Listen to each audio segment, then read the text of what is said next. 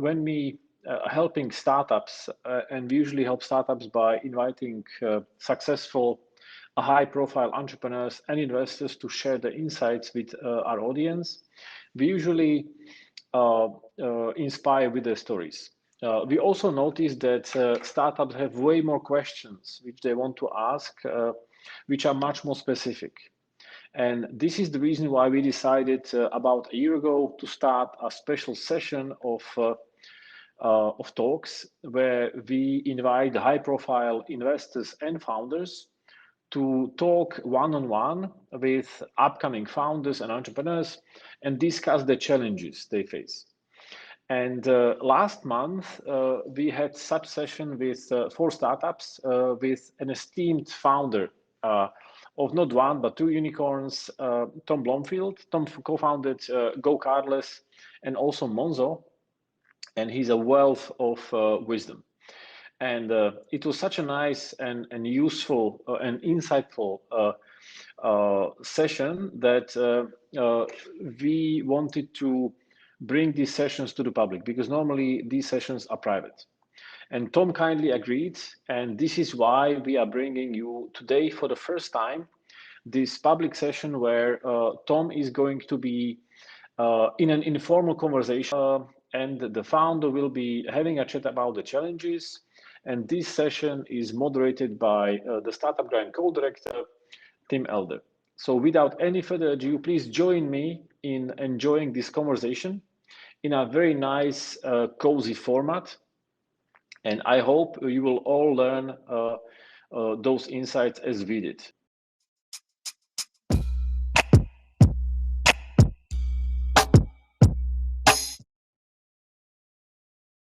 Welcome to Product Surgery, where experts join us to help startup founders solve big challenges. We've previously been joined by experts from the likes of Index Ventures, Seedcamp, and various unicorns. This is our first ever podcast episode, which is super exciting. Up until now, it's been behind closed doors. Today, we're joined by Tom Blomfield. A great way to start. He's the co-founder of GoCardless and Monzo, and he's helping Charlie Rosier, founder of Baboon today. Baboon is a digital nursery. It's being filmed by Supreme Factory at this location, which is the Dream Factory in Shoreditch, and it's being streamed or premiered at Startup Grind London. Right, so today we are joined by Tom Blomfield and Charlie Rosier. Tom is the co-founder of GoCardless and Monzo. For those who don't know, GoCardless makes it easy to collect payments by direct debit, and Monzo is a digital bank with 5.5 million customers at the moment. Tom is also spending his time angel investing at the moment. That's right, yeah. I've just hit 50 angel investments as of today. As of today, breaking news. So today, Tom is helping Charlie Rosier, the founder of Baboon. Baboon is a digital nursery, edtech platform for parents and carers with children under 5. So thank you, Tom, for today. Really appreciate it. Thank you, Charlie. Thank you. Charlie, what made you want to start Baboon? So essentially, we are trying to solve the childcare crisis here in the UK and also globally, which is only being exacerbated by COVID. So the majority of children do not attend a formal childcare setting, and yet the science tells us that the experiences between birth and the first 5 years are the most important and kind of lay the foundations for future success. So we are trying to bring the supportive and educational environment of a physical nursery, but make it digital and put it in the hands of parents. Amazing. And what have you done so far with Baboon? We have been busy. So really have been working on kind of 6 to 12 months. We have an MVP, it's live and in the hands of customers. We are just in the process of closing our pre-seed round. We have a team of 3 at the moment, so myself, a co-founder, and our head of education. And we just got shortlisted for Tech for Impact Startup of the Year at London Tech Week. Congratulations. Huge. And you said your MVP, just an idea of kind of traction. How many people have seen that, and do you have a wait list? We do have a waiting list. I'm kind of tentatively adding people week by week because day 1 it crashed. Yeah, it's growing quite rapidly at kind of 200% week on week, which I'm amazed by because we're not spending any money on marketing. It's kind of word of mouth. And obviously I was running a nursery in central London until March this year. So I've been in that kind of parent space, have a community, obviously so many friends that have children under 5 at the moment anyway. Cool. Awesome. Are you happy to tell us how many people are on your waitlist and how many people are using the live product? 5,000 on the wait list. That's great. About 100 on the product. One of the biggest, I guess, reasons I've kind of slowed down adding people on is the content piece, right? So Jane, our head of education, only starts tomorrow. And at the moment, all the activities are being created by myself. So part of the app is going to be daily activities that are personalised to the child. And they're not great because I wrote them. But Jane is the professional. So we're going to really ramp up content over the next few weeks and then add everyone in. Okay, cool. And presumably, 200% week-on-week growth is great, but presumably unsustainable. You'll be at 15,000 people next week if that continues. You must have had sort of boomed in the last couple of weeks, I guess. Yeah, exactly. So that's a really recent figure. Where did that come from? The last couple of weeks. Email marketing. Okay. So, but again, that's to your own network. That's a really good sign, though. Okay, so you've got 100 people on the product. Mm-hmm. You deliver sort of ideas of things they can do with their child, ways of sort of entertaining, educating the child, that then the parent at home will do on a one-on-one basis with their infant. Yeah. How old are these kids normally? So 0 to 5. So the app kind of does 4 things. Okay. Not to keep telling you about it, but so the kind of core pillar, I guess, is the activities, right? So they're based on these 7 areas of learning. They're tailored to the age of the child, tailored to what the child can and can't do.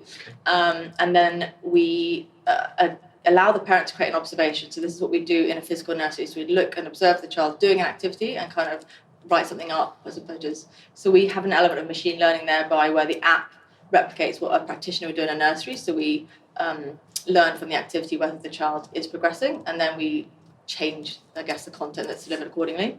And then there's this kind of Strava-style mapping of the child's development over time. So key milestones that are met, you can kind of look back at the photos and videos you've uploaded, blah, blah, blah. Amazing. And then there's this community of experts, anything from sleep and nutrition through to mental health, speech and language, autism, where a parent can book a call with the expert for 30 minutes. And if they choose to, they can share some of that observational data. So hopefully we'll kind of expedite the diagnostic timeframe, right? So they can look back at 6 months worth of videos of a child trying to speak and say, yes, there's a problem. No, there's not a problem. Do some more of these activities. Come and see me in my clinic. That sounds like quite a few things going on at the moment. Yeah. But so I guess to that point, what's your kind of vision for Baboon? Obviously to be global. Global. So we would consider ourselves to be purpose-driven, right? So we do want to make an impact. Our proposed business model is a kind of buy one, give one. So we have this idea where subscribers can opt in for an additional £2. They gift it to a more vulnerable family, and we will distribute that through partnerships with like Bernardo's, for example, or local authorities or the Department for Education. But yeah, I mean, realistically, anyone with a child under the age of 5 could be a user. Yeah. Awesome. And the revenue model is a subscription fee, I guess? Correct, with additional revenue from the expert calls. Okay. Cool. And what do you think about charging? £6 a month. Gosh. That sounds very cheap. Does it? Great. Yeah. That sounds too cheap. Cool. Okay. That's a really good background. I mean, this sounds awesome. Cool. The sort of initial indications from this waitlist ballooning are great. Are there competitors in this space? So yes and no. There are 3 activity developmental apps. 2 are US based, 1 is Latin America based, and they don't really have exposure here in the UK. They don't have the marketplace for experts, and they don't have what I consider to be our kind of special sauce, which is the machine learning element, right? So all of our activities are linked to a specific learning objectives. So that's the way that our algorithm then works, right? So they can track an activity to a milestone. Yeah. Okay. Cool. Just to go back to the subscription, £6 a month. You suggested it might be too cheap, Tom. How do you go about doing price and discovery, given that she's got a wait list of 5,000 people? I mean, it may not be too cheap, but my general observation is founders 99% of the time undercharge for their product. And so even without hearing what your pricing was, I could probably tell you you're not charging enough. Okay. And I don't know why it is. So psychologically, founders, I guess, are sort of they see their company from the inside, what they see all the problems, whereas users see it from the outside and they see the sort of brand and the promise and all that it could do. And those two things are often dramatically mismatched. Okay.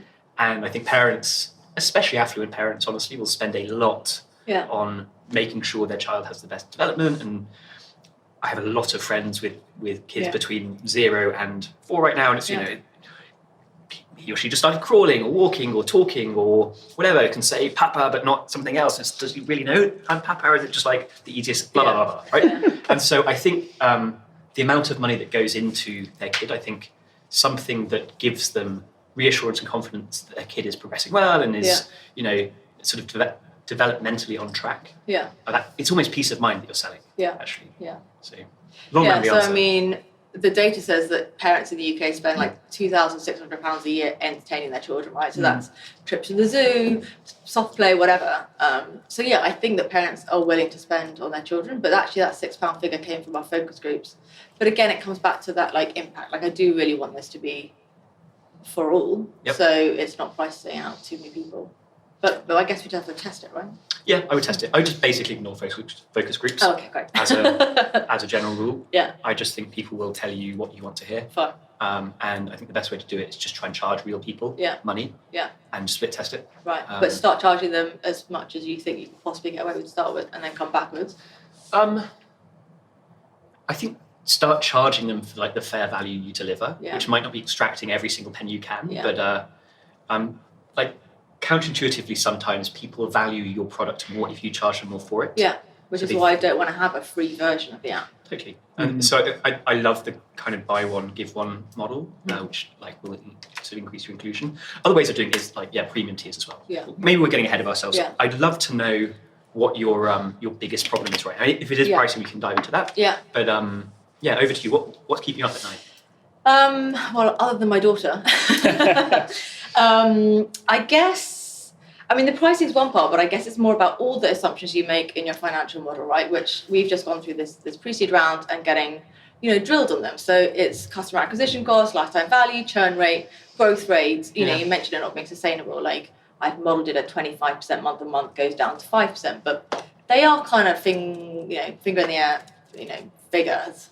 And have you raised your pre-seed round now? Closing it now. Okay, great. So what I would do is basically just ignore all that stuff now. And just try and build like the most successful business you can. Yeah. And then 3 months before you come to raise next time, just like sort of check over those assumptions. Yeah. I don't mean ignore them. What I mean is like focus on the 1 or 2 biggest problems that you think is going to make or break this company. Yeah. And frankly, let everything else we'll figure it out later. It just sort of doesn't matter. Right. And so... And give them what answer to investors that challenge you on it. Like, see this you is in our best 12 guess. months. Okay, fine. So if they don't kind of believe them, then just don't waste any more time with them. They've already invested, right? Yeah, but I guess these are people that didn't invest that would just... I just sort of ignore them. Okay. Your job is not to make investors happy or even convince them. It's to get enough money to run your company to reach next milestone. Okay. Most investors have never run companies themselves. Okay. And just have a list of generic questions they'll fire at you to make themselves look at smart. Okay, that's good. So I guess, the next question then is about fundraising, right? So we will be doing our seed round and I imagine start again in 6 months' time, that kind of... How much runway do you have? 12 months. Okay, yeah. So you should start thinking about it in 6 months' time, probably. So it's kind of what are the key things to be doing between now and then to make sure we are VC ready? Make your business the best it can possibly be. Yeah. I wrote quite a long blog post on this, and I hope you don't mind me shilling my own product. I wrote quite a long blog post on this, and it the start of it basically said, way too many founders get way too obsessed with like, how can I raise my next round? Okay. And the way you make fundraising really easy is you build a really strong business. Yeah. And then fundraising is just magically people throw money at you and you don't have to worry about it too much. So you keep one eye on it. Yeah, absolutely. Like, what is your acquisition cost, especially acquisition to a paying user? Mm-hmm. What is your retention rate of a paying user month over month? Do they refer people? Yeah. I think it's Dave McClure's Pirate Metrics. Like, just go and familiarize yourself with that. It's awareness, acquisition, activation, revenue, retention, referral, something like that. Probably missed 1 or 2, but those are the key metrics, basically. Just familiarize yourself with them, but don't obsess over them. Okay. I really, really cannot emphasizes strongly enough. Like, figure out the thing that's going to make your business really successful for the next 6 months, and just do that thing. Yeah. And fundraising will then become easy. So I guess the main point on this is like revenue or no revenue. And so a lot of the VCs I've started speaking to are like, for your seed round, we'd expect you to be revenue generating kind of 15, 20K a month, blah, blah, blah. A lot of founders that I've spoken to that have raised VC money are like, do not make money. Just grow your numbers who are not paying you anything so that you can show a promise that at some point in the future you're going to make all this money. Like, the story of revenue is more exciting than actually the revenue you could potentially make. I think that's true if you have user growth in the millions. Right. And Monzo did this. Okay. We made some, but just by using a Monzo card, you generate revenue, but we didn't charge for anything. But we had explosive user growth. I mean, in the millions, and maybe you will get to the millions as well, but probably you will be very successful with hundreds of thousands of users. Okay. So if you can get to 10 or 20,000 a month revenue, you'll raise a really strong seed round. If you get there in 6 months, you'll do great. Okay. So it's okay to make money. It's great. It's really great. The best companies I invest in are make money. It's bizarre. I've never told anyone not to make money. Okay. That seems weird. Yeah, it's weird, isn't it? I feel like maybe, female founders are all considered kind of really conservative, and maybe that's just me just thinking it's much better to make money, and, you can sleep easier at night. People are willing to pay for what you're providing. I would absolutely encourage every founder to make money as early as they can. Okay. There might be reasons you can't. But if you can, exactly, if there's I don't think it's a downside. Okay. That's very confusing. Okay, great. Thanks for clearing that up. I might be wrong. But. Are there any other kind of key metrics other than like monthly recurring revenue? We were speaking about like unit costs and that's the pirate funnel. The way you can kind of mess this up is that you're paying £100 to acquire £50, right? Yeah. Like, if you spend loads and loads and loads of marketing and you don't recoup that cost from your users, clearly that's kind of bullshit revenue that people won't value. Yeah. But presuming that you're acquiring a user for, say, let's invent numbers, you're acquiring a user for £20, say, and you up your pricing to £10 a month. Yeah. So the payback period is then 2 months. After 2 months, you've paid back the acquisition cost, and then everything after that is great, basically. Yeah. And maybe your lifetime is, I don't know, let's guess at 18 months. Yeah. It doesn't matter. So you're making 16 months of profit after you pay back. Your payback period is £160. Brilliant. Yeah. That's wonderful. So as long as they're not like dramatically skewed the other way around, you're in good shape. And in terms of signals of product market fit, a waiting list growing 200%. Week over week. I often hear experts talking around surveying customers, net promoter scores, kind of if you'd be disappointed if you took the service away. Is that something you have an opinion on? Or? They're fine. Honestly, I think the best way, it sounds like you've got really, really early promising signs. I would be, I'd think about what is the limiting factor for you to get more paying customers on. Yeah. It sounds like maybe you don't have, like, your app's going to crash or something, you don't have enough content. Yeah. Is that broadly right? Yeah. So I would just fix that. Yeah. All the other stuff can wait. Like, it sounds like you have a long list of customers out the door waiting to pay you money for the thing you've promised them. But the thing you've promised them... Well, they're not willing to pay money yet. They've obviously signed on because it's going to be free, but... Aha. Okay. They're just, testers. But still, the hope is that I can convert some percentage of that, right? For sure, yeah. But yeah, the biggest things are, it's the content really. I think that's sort of kind of our biggest barrier to growth. Because there's not enough of it, or? Yeah, so we're just going to need so much. Why? Because, very boringly, so I mentioned these specific learning objectives. So there are 420 between the ages of 0 and 5, right? So there are 420 milestones that children are meant to meet. Mm-hmm. So you have to assume that each child isn't going to hit it the first activity they do. Sure. So I'm thinking like 10 activities per specific objective. Yeah. So that's like 4,000 or something, yeah? Okay. So it's a time thing. So we just need more people creating content. Or you focus. On one age range to start with, yeah. Absolutely. Yeah. I really, again, would strongly encourage every founder to do this. Yeah. I would make the smallest number of people the happiest you possibly can. Yeah. And if that's parents of, babies between 6 and 9 months, say, that's all we're doing to start with. That's our test group. And we're going to be the absolute best at showing that development. Or maybe it's the crawling stage, the walking stage. I don't, whatever. Choose a thing, narrow down so you can get really high content in a narrower scope, and then make those people really, really happy. Yeah. Rather than trying to do everything. Yeah. That's really good advice I hadn't thought of. So talking about that kind of route to market, we were talking earlier about kind of niche versus mainstream, and I had this idea about children with special educational needs because they're massively underserved, right? And I feel like their parents, there is nothing in the market, and none of our competitors are definitely not in that space, right? So they would be like loyal advocates of the business. I think they'd use it for the full 60 months, right? Because their child doesn't stop needing help educationally. But then it was like, will I then alienate all the neurotypical children and their parents because we've just created so much content for the children that have learning difficulties? I have very, very rarely seen a company focus too much. Okay. Quite the opposite. Like people just, they launch a thing that tries to be everything to everyone in the start and just create a mediocre product. Yeah. So I would absolutely narrow down as tightly as you can to the people with the most burning problem, who are the most like willing to pay money or like seek out a solution. If that's parents of kids with learning disabilities, great, do that. If you want to go for neurotypical kids, do that. But I really would just focus. Once you have that early sign of product market fit, of like rave reviews, of super high retention, of people paying loads of money, it is much, much easier to then broaden out than to start with a generic product that kind of people, it's a bit average, and then try and hone it. It's a much, much easier the first way around than the second way around. Okay, cool.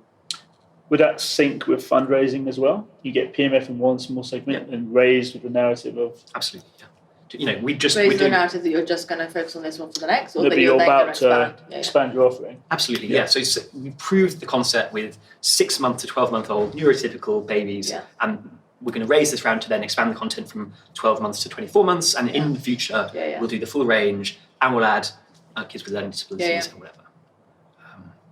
Great. Narrow your focus, launch early, and get people paying you money. Yeah, okay.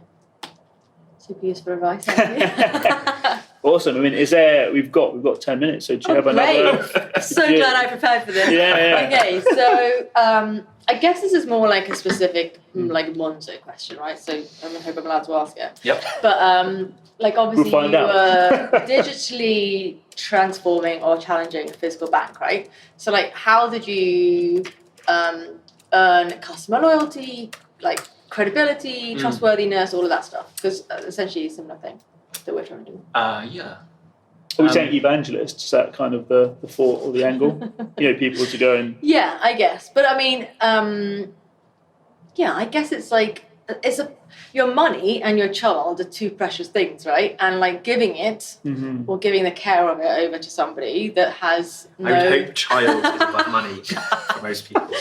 Well, people without children, the money's probably the most important thing. But like, building up trust and credibility is important, right? Yep. So were there kind of key things you did to build that? I'll try and give you a brief answer, and maybe we can chat later for this sort of expanded version.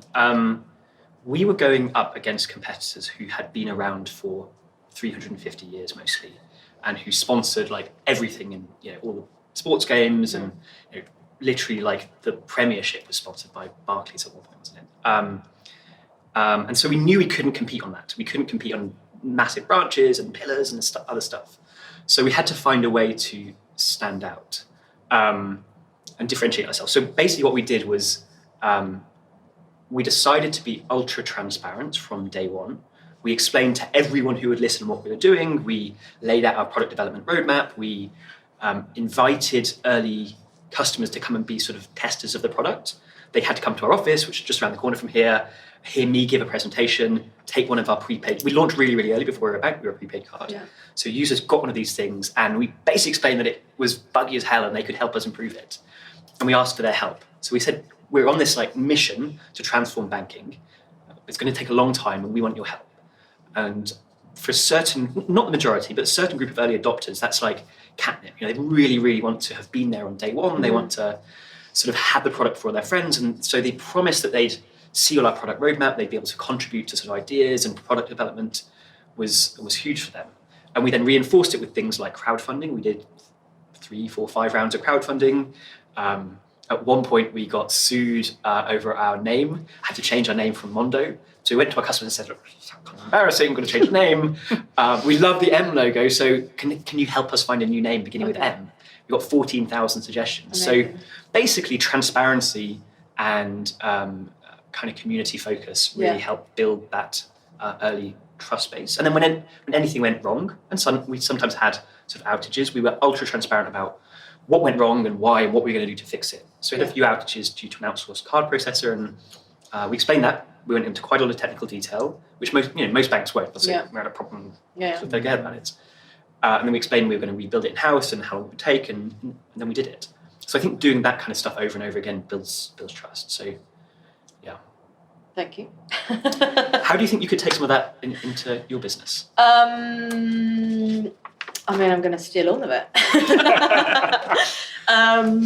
No, I mean, transparency is super important, I think.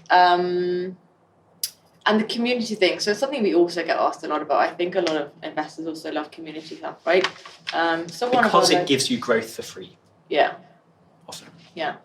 And so, I mean, as I said, until recently, we were running a physical nursery. Like, I think a lot of, like, this, getting people to come to you, like, being physically present and being able to, show that you're a real person and that you have a child and blah, blah, blah, I think is important to us in the early days. And as you say, maybe that will continue as well.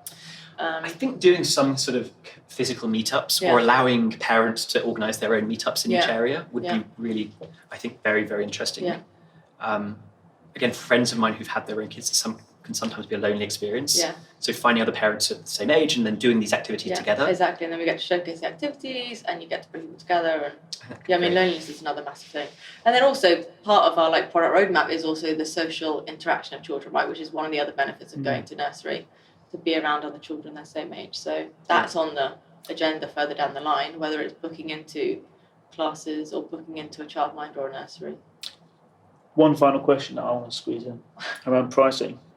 You mentioned potentially it was a little bit too cheap, but also not to rely on focus groups per se. Yeah. Is there, in terms of figuring out a good price point or performing pricing discovery, what's the play for Charlie?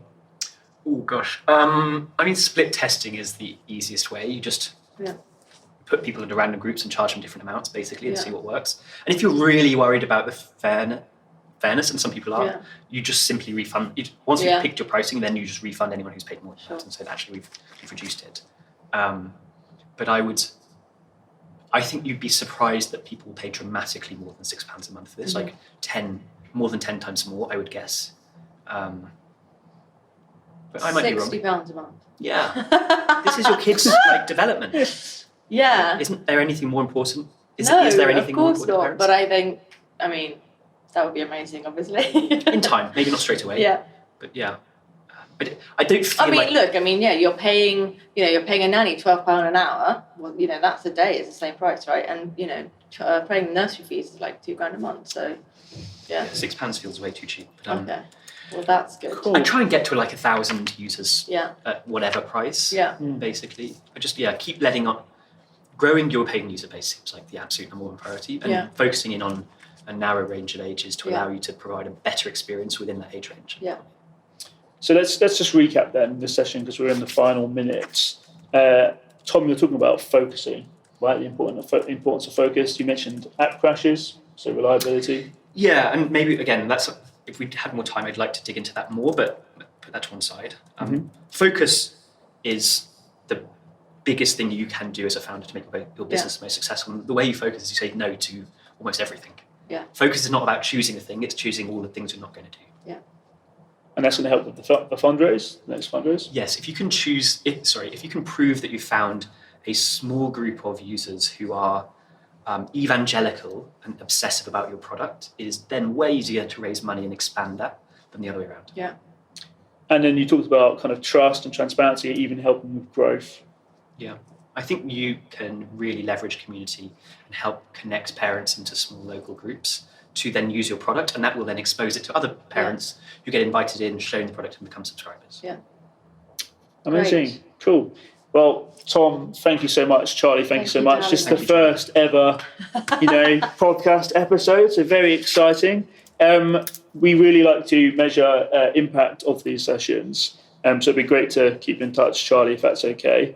And hear the outcomes. So ideally get some feedback from you in a couple of months. So anyone watching or listening, I would say to follow Product Surgery on LinkedIn to hear Charlie's progress. And then anything you've heard in here in terms of like reading material, I'll get that listed up online and we can share that. I think you mentioned like pirate metrics and stuff like that. So we'll get that shared as well. So thank you so much. Thank you. Thank you. Thanks, Charlie, Awesome. for coming in and sharing the story. It's been really, really fun. Thank you so much. Cheers. Cool. Tom, thank you so much for joining us at Product Surgery. Thanks, Tim. I'm delighted to be here. Awesome. For the people who were unaware of Product Surgery before, we've been running these sessions for over a year now, typically in private. This is the first time we've done them publicly for everyone to see. We actually have run 4 sessions before with Tom. The startups we saw there included Good Loans, which is looking to provide loans on your phone to people in Ghana.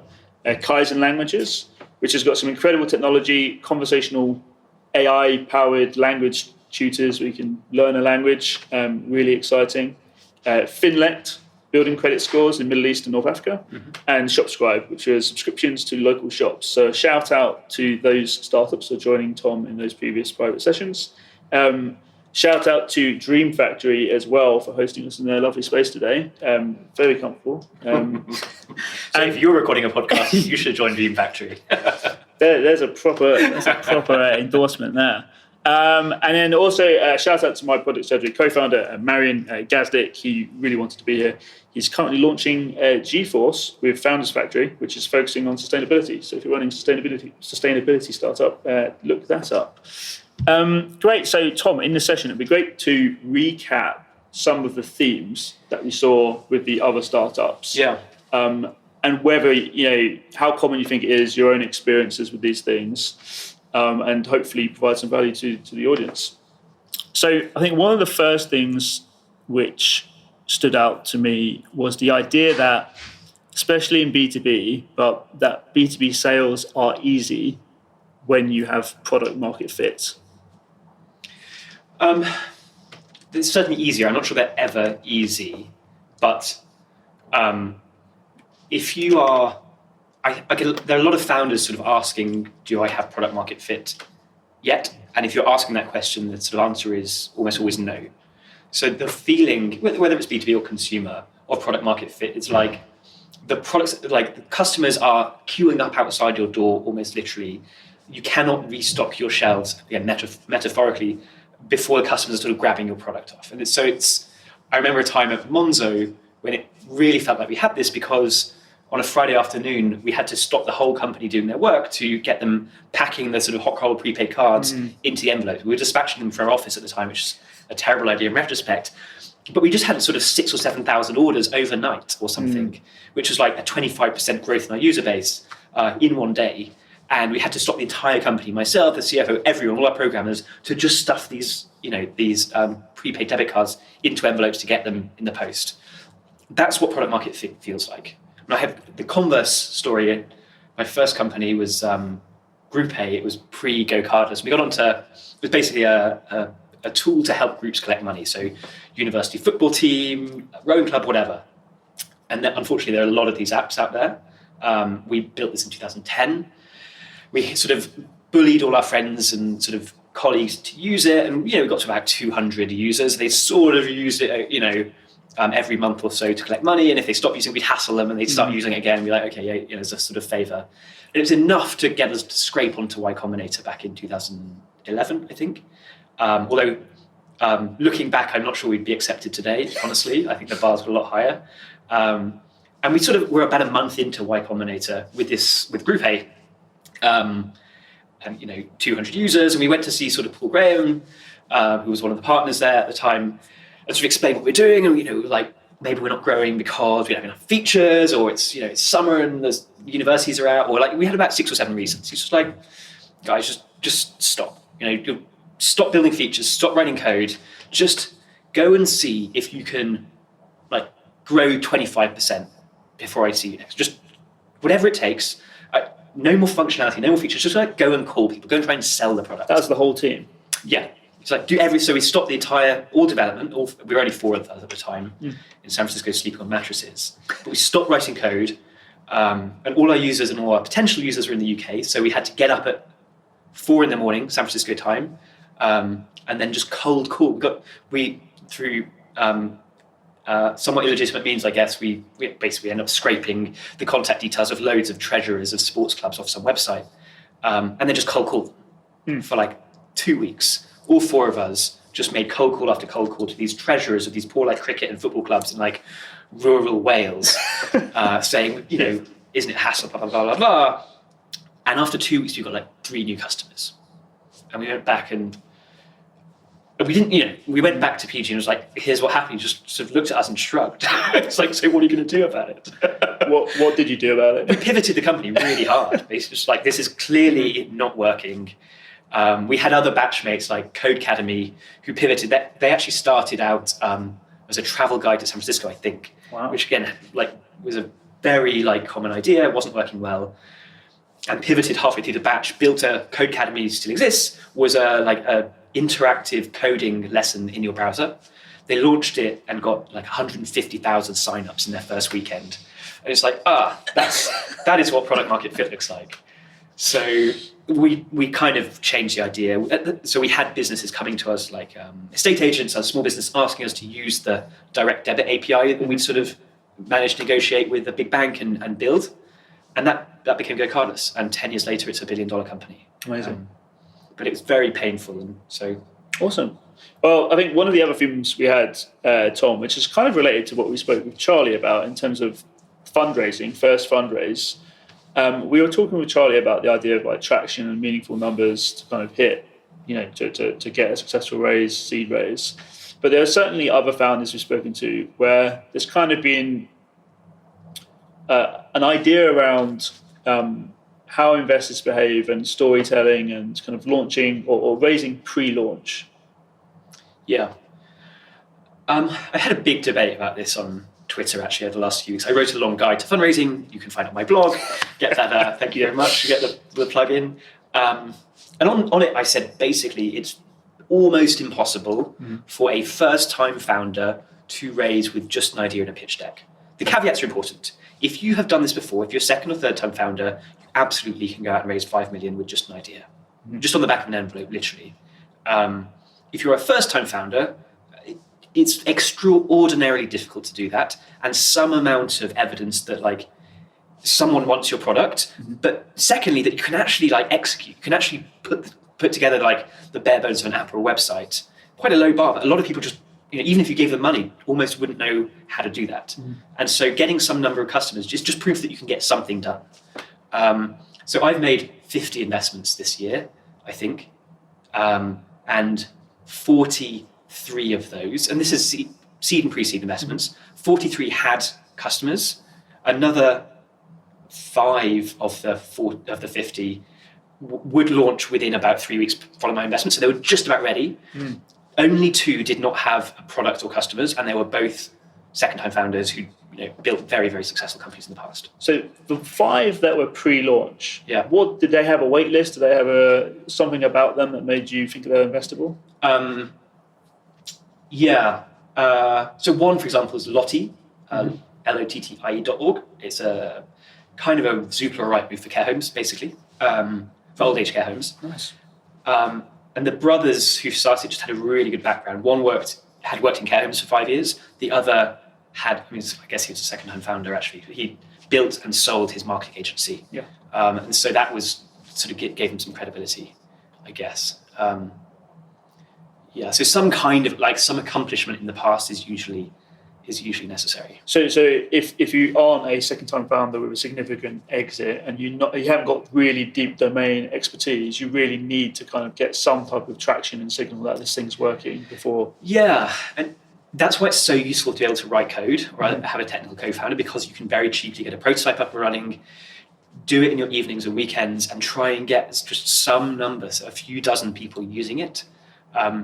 Just that bar tends to disqualify so many people, and it's unfair. People who can't invest their evenings and weekends because they're caring for kids or family or whatever, it does exclude those people. But being a founder is a brutally hard thing to do, and so having that bar to prove that you can execute to some level, I think is necessary. What could a non-technical kind of first-time founder do? Do you recommend them just finding a technical co-founder, or do you think there's like a particular tool or approach where they could? there are enough sort of no-code tools now. Start a Shopify website, start a mailing list or a blog, or like. I love founders who are able to sort of fake their first version. Give the customer a kind of white glove concierge experience, but in the background it's all like it's them. It's like sellotape and and whatever, holding this thing together. Whether it's Airtable or Excel or what however you do it.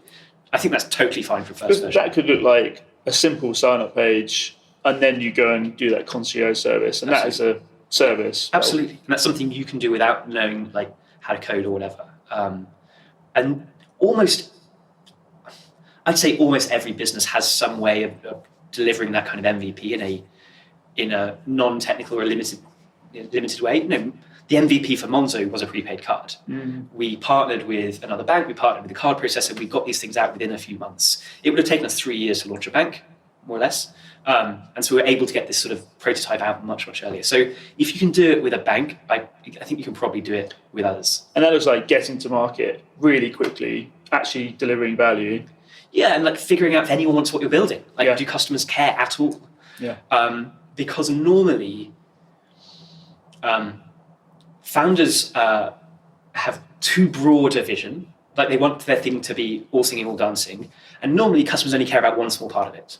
You can save yourself a lot of time and money by figuring out what that small part is really, really early, and then just doubling down on that rather than building the... This was kind of, I think, one of the other themes of focus, right? I think we saw it a little bit with Charlie's Day, but we've seen it with other startups.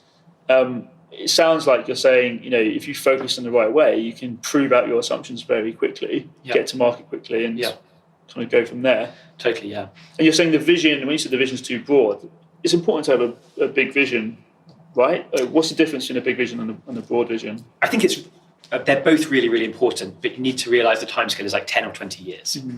I've had friends who refused to launch their thing before they built the whole thing. And genuinely, some friends I won't name, but they took... Name them. They took 3 years almost. They worked with that. They spent loads and loads of money building the thing.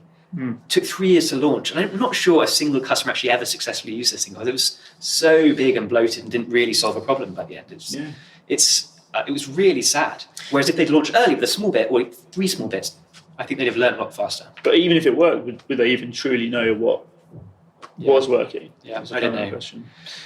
But I guess one final thing we were talking about as well, and you used this turn of phrase of like grabbing the nettle, which really stuck with me. You were talking around doing hard things, basically. Can you kind of explain that better than I can? Yeah, I'll give it a go. I think there are two related points. One is Paul Graham actually wrote an article about this called he called it schlep, I think, sort of a Yiddish word for doing the hard work. And he said that the Stripe founders actually were a really good example of this. Just like it seemed like too hard a problem. It was going to be to work with all these regulators and banks, but to actually once you've done it, then that gives you a massive competitive advantage. So basically, like focusing on the biggest problem and doing the hard work, because then it puts you in a competitive pool that's much, much smaller. You start a social network for cats, whatever the cliche is nowadays. Probably a wellness app, honestly. But there's so many people doing the same thing. Whereas if you just go for a really hard, thorny problem, you will have fewer competitors, and good people will want to come and join you if you do something hard rather than something easy. The second point I would add to that actually is like I see this sort of the book, The Lean Startup. I think was really, really good in many ways for saying get your MVP out, sort of validate your assumptions. Don't spend years and years and years building in secret. But I think what has been distorted there is that people are sort of go into it now almost as an academic exercise to sort of disprove my assumptions or prove or disprove, right? And they're just too quick to say, oh no, it didn't work. Go, I've disproved it. No, it's like maybe your execution was just really poor. Yeah. Whereas I see that sometimes in some sort of European accelerators that they really like religiously teach this, like go in and prove or disprove your hypotheses. Whereas someone like Y Combinator does not do that. They're like, you have your idea and like 90% of the time, you just have to believe it will work and then do whatever it takes to get it to market. They still say launch early and get customers, but with the sort of mindset of like, believe that it will work and like really put everything into it, and like it'll take quite a lot to bash you off your course. Whereas other accelerators sort of like, it's almost a kind of intellectual or academic pursuit of like, let's go through these steps and prove or disprove your hypotheses. And sort of 80 or 90% of companies end up disproving their hypotheses. But in reality, I wonder actually whether they're just like poor executing. And if they'd have been a bit more sort of driven or focused or determined, they would have sort of figured it out, you know? Yeah, I guess the one thing I'm just thinking is around the founding team and domain knowledge and, you know, second-time founders and stuff. Just the idea of,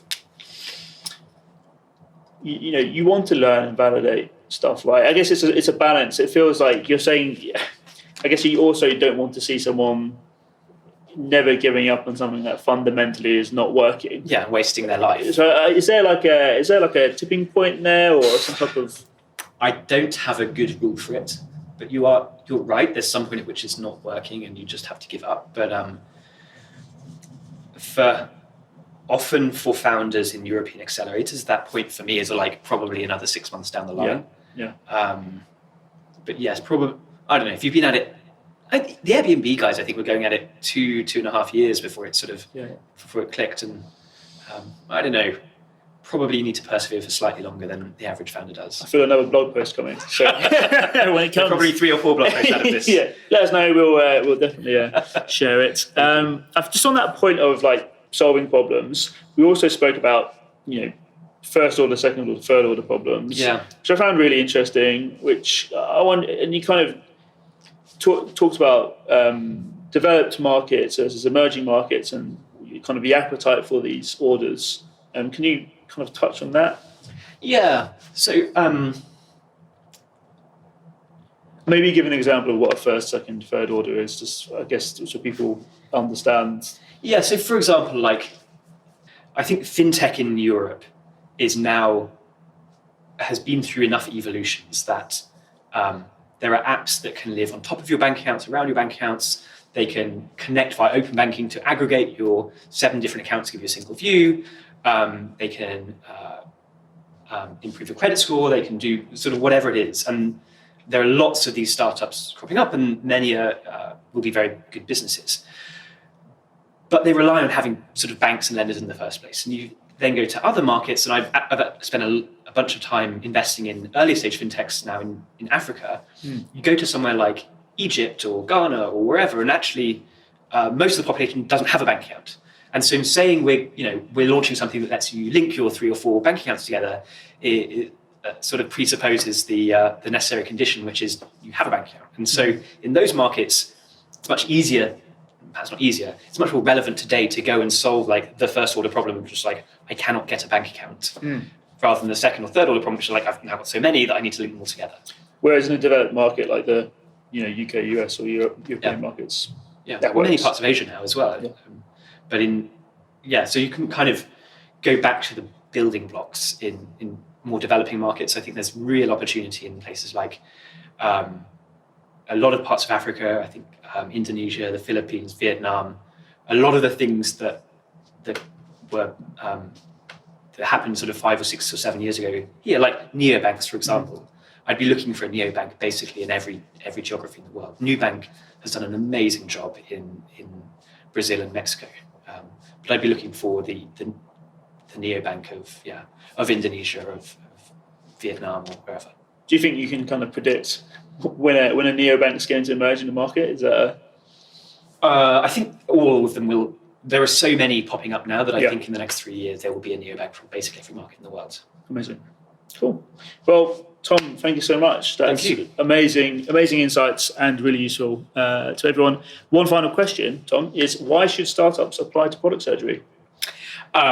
Because you get to have great conversations like these with people like you and me, Tim. No, I think it's really fun. This is sort of my job now. I have these kind of conversations with founders 20 or 30 times a week, and I find them really interesting. But they're often sort of, it feels like they're not secret, but they're behind closed doors. Mm-hmm. And at Monzo, we're always big believers in transparency. I think sort of shining a light on this will help, hopefully, more people become founders and help early stage founders sort of learn from the mistakes of others rather than making all of the mistakes themselves. Oh, thanks so much, Tom. You can apply for product surgery at productsurgery.com. Thanks for joining us. You can apply to join Product Surgery at productsurgery.com. You can go to the website and check out past talks that we've had, and you can also see upcoming talks. I would say follow us on LinkedIn. That's where we'll be posting updates for future surgeries. We'll also keep in touch with Charlie and other founders and post any meaningful updates from their companies, which should be super exciting. And also, if you hear in these chats people talking about books or theories, we'll be putting up reading lists where we should hopefully be fleshing out some of these concepts a little bit better as well. So definitely check out the website, productsurgery.com. Follow us on LinkedIn.